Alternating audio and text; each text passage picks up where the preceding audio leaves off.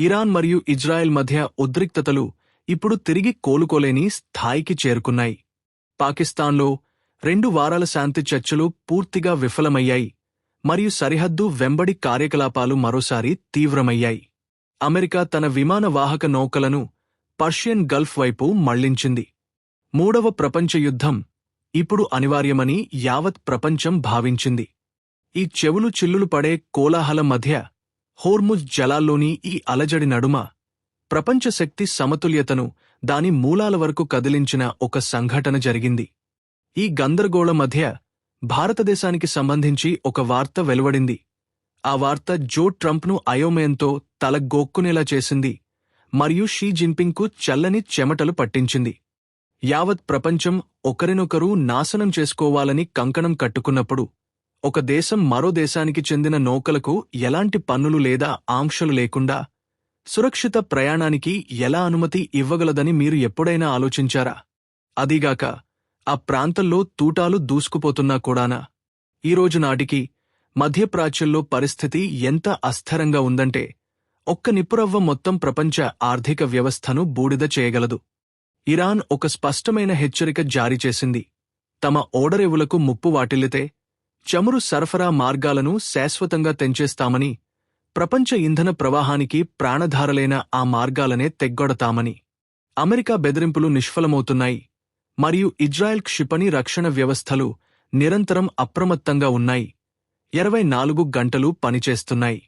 అయినప్పటికీ ఈ అగ్నిగుండం మధ్యలో భారత త్రివర్ణ పతాకాన్ని సగర్వంగా ఎగురవేస్తున్న ఒక నౌక హుందాగా ప్రయాణిస్తోంది.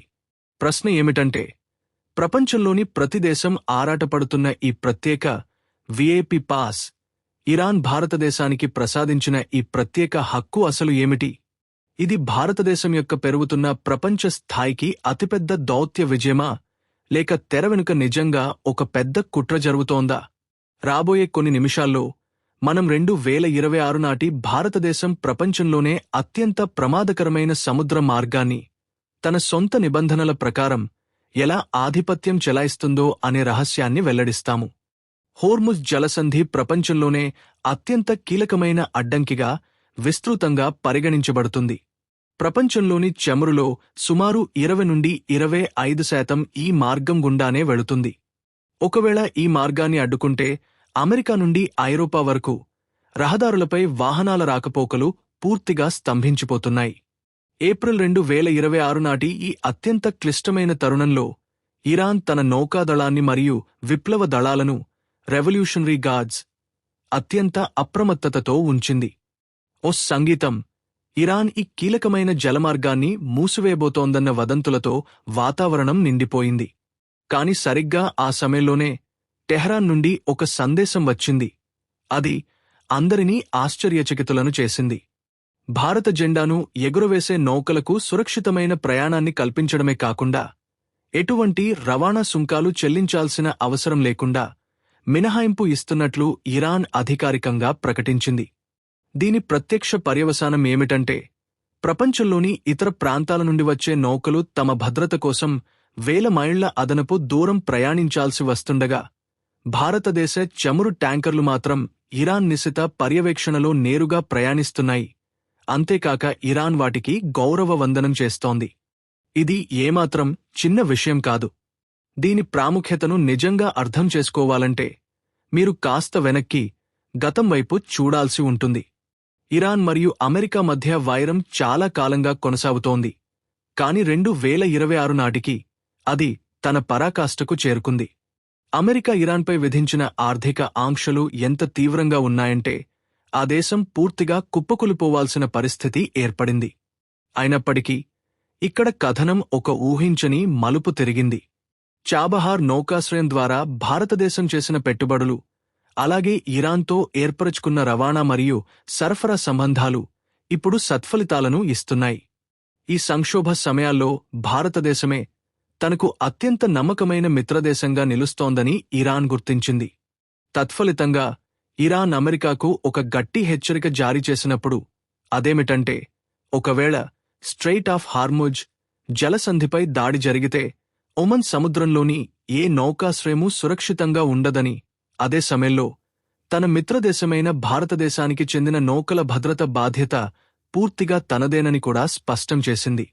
ఇది అమెరికాకు ఒక గట్టి చెంపపెట్టులాంటిది. ఒక్కసారి ఆలోచించండి.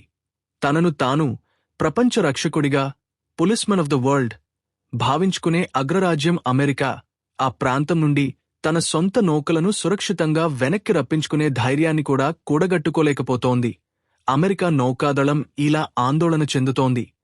ఏదైనా క్షిపణి లేదా డ్రోన్ తమ నౌకలను లక్ష్యంగా చేసుకోవచ్చని. అయితే భారతదేశం విషయానికి వస్తే ఇరాన్ సాదర స్వాగతం పలికింది. ఇరాన్ తీసుకున్న ఈ నిర్ణయం బీజింగ్లో కొలువుదీరిన అగ్రశ్రేణి వ్యూహకర్తల నిద్రను కరువు చేసింది. చైనా ఎల్లప్పుడూ ఒక సన్నిహిత 4 గంటల 8 నిమిషాలు ఇరాన్ ఒక శక్తివంతమైన దేశంగా ఎదగడానికి ప్రయత్నిస్తూ వస్తోంది. కానీ ఈ సంక్షోభ సమయంలో ఇరాన్ తన నమ్మకాన్ని పూర్తిగా భారతదేశంపైనే ఉంచింది. ఇది 2026 నాటి నూతన భారతదేశపు ప్రభావం. తన దౌత్యం ద్వారా శత్రువులను సైతం మిత్రులుగా ఎలా మార్చుకోవాలో దానికి తెలుసు. ఇరాన్ ప్రకటన వెనుక కేవలం స్నేహం మాత్రమే కాదు, అంతకంటే లోతైన వ్యూహం ఉంది. ఒకవేళ అమెరికా తమ చమురు ట్యాంకర్లను తాకడానికి ప్రయత్నించినా లేదా తమ ఓడరేవులపై ఏదైనా చర్య తీసుకున్నా పర్షియన్ గల్ఫ్ను శ్మశానవాటికగా మారుస్తామని ఇరాన్ స్పష్టం చేసింది. కాని భారతదేశంతో దాని సంబంధం భిన్నమైనది. భారతదేశం ఇరాన్ అంతర్గత వ్యవహారాలలో ఎన్నడూ జోక్యం చేసుకోలేదు. ఎల్లప్పుడూ సమతుల్య వైఖరిని తీసుకుంది. ఇజ్రాయెల్, ఇరాన్ల మధ్య ఉద్రిక్తతలు పతాక స్థాయిలో ఉన్న నేడు కూడా భారతదేశం ఇరు దేశాలతో తన సంప్రదింపుల మార్గాలను తెరిచి ఉంచింది. అందుకే భారత చమురు ట్యాంకర్లను తరలించడంలో తమ నౌకాదళం వ్యక్తిగతంగా సహాయం చేస్తుందని ఇరాన్ చెప్పింది. ప్రపంచంలో మరే దేశానికి ఈ భద్రతా కవచం లేదు. ఈ మొత్తం సంఘటనలో అత్యంత ఆసక్తికరమైన భాగం ఏమిటంటే ఇరాన్ అమెరికాకు జారీ చేసిన హెచ్చరిక. మా ఓడరేవులపై ఒక్క దాడి జరిగినా ఒమన్ సముద్రం మరియు పర్షియన్ గల్ఫ్లోని ఈ ఓడ లేదా ఓడరేవు సురక్షితంగా ఉండదని ఇరాన్ నిర్మోహమాటంగా పేర్కొంది. కాని ఈ విధ్వంసం మధ్యలో కూడా భారత జెండా ఒక కవచంలా పనిచేస్తుంది. అమెరికా సైన్యం భారతదేశంతో సహా ఇరాన్ మిత్రదేశాల ఓడలను వేధించినా లేదా ఆపినా ఇరాన్ గట్టిగా ప్రతిస్పందిస్తుందని కూడా ఇరాన్ పేర్కొంది. దీని అర్థం ఇరాన్ ఇప్పుడు భారత ఓడలకు అంగరక్షకురాలిగా మారింది. ఈ పరిస్థితి అమెరికాకు చాలా ఇబ్బందికరమైనది. ఎందుకంటే అది తన మిత్రదేశాలకు ఈ రక్షణను అందించలేకపోతోంది. సాంకేతికంగా చెప్పాలంటే హోర్మోజ్ జలసంధి చాలా ఇరుకైన మార్గం. దీని వెడల్పు చాలా తక్కువ మరియు దీని గుండా వెళ్లే ప్రతి ఓడపై ఇరాన్కు ప్రత్యక్ష నిఘా ఉంది. ఇరాన్ తలచుకుంటే ఒక చిన్న మందుపాతరను అమర్చడం ద్వారాగాని లేదా తన చిన్న పడవలను ఉపయోగించడం ద్వారాగాని ఏ పెద్ద ఓడ మార్గాన్నైనా అడ్డుకోగలదు. తీసుకోకపోవడం మరియు భద్రతకు హామీ ఇవ్వడం వల్ల మిలియన్ల డాలర్లు ఆదా అవుతాయి మరియు సమయం ఆదా అవుతుంది. యుద్ధ భయంతో భారత్లో చమురు ఖరీదు కానుంది. ఇప్పుడు ఈ మార్గం తెరిచినప్పుడు దీని ధరలు నియంత్రణలో ఉంటాయి. ఇది భారతదేశంలోని సామాన్య ప్రజల జేబులను కూడా ప్రభావితం చేస్తుంది. గ్లోబల్ వార్ మధ్య కూడా భారతదేశం యొక్క ప్రయోజనం ఈ విధంగా సురక్షితంగా ఉంటుందని మీరు ఎప్పుడైనా అనుకున్నారా? ప్రస్తుతం అమెరికా కూడలి వద్ద నిలబడి ఒకవైపు అతని సన్నిహిత మిత్రుడు ఇజ్రాయెల్, అతను ఏ ధరనైనా మరియు మరోవైపు ఆదా చేయాలనుకుంటున్నాడు. గ్లోబల్ ఆన్లైన్ సరఫరా ఉంది. ఇరాన్పై దాడి చేస్తే చమురు సరఫరా ఆగిపోయి ప్రపంచవ్యాప్తంగా హర్షాతిరేకాలు వ్యక్తమవుతున్నాయి. భారతదేశం కలిగి ఉంది. ఇక్కడ మీరు మీ మాస్టర్ స్ట్రోక్ డిప్లొమసీని ప్లే చేశారు. భారత్ లేకుండా ఇరాన్ ఆర్థిక వ్యవస్థ మనుగడ అసాధ్యమని భారత్ ఇరాన్కు అర్థమయ్యేలా చేసింది. కష్టం. చాబహార్ పోర్ట్ ద్వారా ఆఫ్ఘనిస్తాన్ మరియు మధ్య ఆసియాకు భారతదేశం చేసిన ప్రవేశం ఇరాన్కు జీవనాడి. అందుకే ఇరాన్ భారతదేశానికి కోపం తెప్పించే ప్రమాదాన్ని ఎప్పటికీ తీసుకోదు. అయితే ఈ కథలో పెద్ద ట్విస్ట్ ఉంది. America Iran లాంటిదా?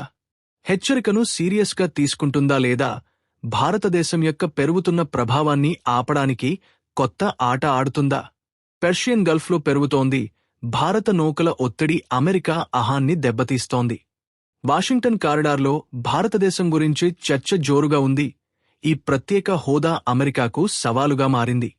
మరోవైపు రష్యా కూడా ఈ మొత్తం దృశ్యాన్ని మౌనంగా చూస్తోంది.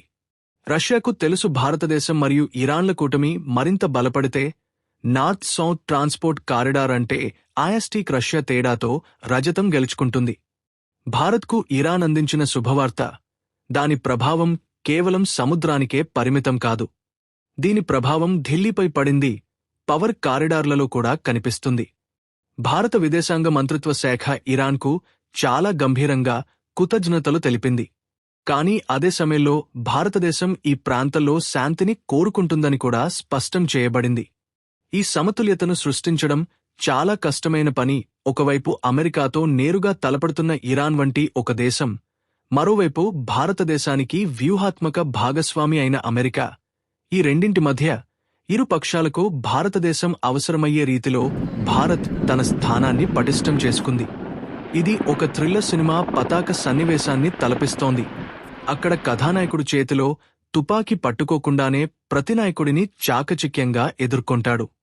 2026 నాటి భారతదేశం ఇకపై ప్రపంచంలోని అగ్రరాజ్యాల నిర్ణయాల కోసం కేవలం వేచి చూసే దేశం కాదు.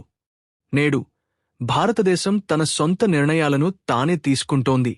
ప్రపంచం వాటిని ఆమోదిస్తోంది. ఇరాన్ రేవుల్లోనూ హార్ముజ్ జలసంధిలోనూ భారత నౌకాదళ నౌకలోనికి కేవలం భద్రతా పరమైన అంశం మాత్రమే కాదు, ఈ సముద్ర జలాలపై ఎవరికీ ఏకఛత్రాధిపత్యం లేదని చాటి చెప్పే ఒక నిదర్శనం కూడా. భారతీయ నౌకల నుండి సుంకాలు వసూలు చేయడానికి ఇరాన్ నిరాకరించడం ఆ దేశం భారతదేశ శక్తిని గుర్తించిందనడానికి ఒక స్పష్టమైన రుజువు. ఇది భారతదేశ మృదు శక్తి, సాఫ్ట్ పవర్, మరియు కఠిన శక్తి, హార్డ్ పవర్ ల అద్భుతమైన సమ్మేళనం. మనం భారత చమురు ట్యాంకర్లు సురక్షితంగా ప్రయాణించగలగడం గురించి మాట్లాడుతున్నామంటే భారతదేశ ఇంధన భద్రత ఇకపై ఏ పాశ్చాత్య దేశం దయాదాక్షిణ్యాలపై ఆధారపడి లేదని కూడా అర్థం. ఒకవేళ రేపు అమెరికా గాని మరే ఇతర దేశంగాని భారతదేశంపై ఒత్తిడి తీసుకురావడానికి ప్రయత్నిస్తే భారతదేశానికి ఇరాన్ రూపంలో ఒక ప్రత్యామ్నాయం సిద్ధంగా ఉంది. ప్రపంచంలోనే అత్యంత కీలకమైన సముద్ర మార్గానికి తాళం చెవి ఇరాన్ చేతిలోనే ఉంది కాబట్టి ఇది ఒక దౌత్యపరమైన విజయం. రాబోయే అనేక సంవత్సరాల పాటు పాఠ్యపుస్తకాల్లో దీని గురించి బోధించడం జరుగుతుంది. ఇరాన్ నుండి పొంచి ఉన్న ముప్పు గల్ఫ్ దేశాల్లో కూడా తీవ్ర ఆందోళనను రేకెత్తించింది.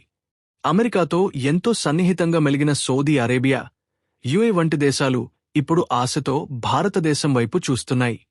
ఇరాన్ మరియు అమెరికా మధ్య నెలకొన్న ఈ సంక్షోభాన్ని శాంతింపజేయగల సత్తా బహుశా భారతదేశానికి మాత్రమే ఉందని వారు భావిస్తున్నారు. భారతదేశ దౌత్యనీతిలోని అద్భుతాన్ని గమనించండి. ఒకవైపు అది ఇరాన్ నుండి భద్రతా హామీలను కోరుతుంటే, మరోవైపు ఇజ్రాయెల్తో అత్యాధునిక రక్షణ ఒప్పందాలను కుదుర్చుకుంటోంది.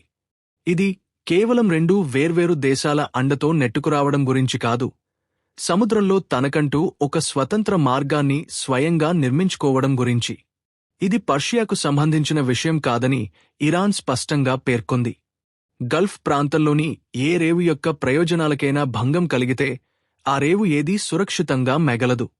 దీని అర్థమేమిటంటే దుబాయ్, ఖతార్ మరియు కువైట్లలోని రేవులు కూడా ఈ సంఘర్షణ జ్వాలల్లో చిక్కుకునే ప్రమాదం ఉంది.